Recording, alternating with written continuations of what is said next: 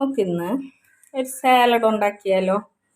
സാലഡിന് എന്തൊക്കെയാണ് വേണ്ടതെന്ന് കണ്ട എല്ലാം ചോപ്പ് ചെയ്തെടുക്കണേ. സവാള, ക്യാരറ്റ്, കുക്കുംബർ, മുളക്. സവാള ഇടാം, ക്യാരറ്റ്, കുക്കുംബർ, ഇതിൽ തൈരും കൂടി ഒഴിച്ചാൽ മതി. നമ്മുടെ അടിപൊളി സാലഡ് റെഡി. കുറച്ച് ഉപ്പും കൂടെ കൈയിട്, കുറച്ച് ഉപ്പ്, പിന്നെ ഒരു തൈര്. മാമ്പഴ പുളിശ്ശേരി ഉണ്ടായിരുന്നേ, അപ്പോൾ അതിനൊഴിച്ചതിൻ്റെ ബാക്കി തൈരാണ് സാലഡ് ഉണ്ടാക്കുന്നത്. ഇത് നമുക്ക് ഒരാഴ്ച വരെയൊക്കെ ഉപയോഗിക്കാം കേട്ടോ, ഫ്രിഡ്ജിൽ വെച്ച്.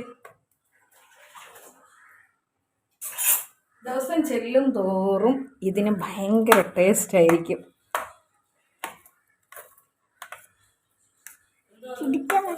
തൈരാണ് സാലഡ്,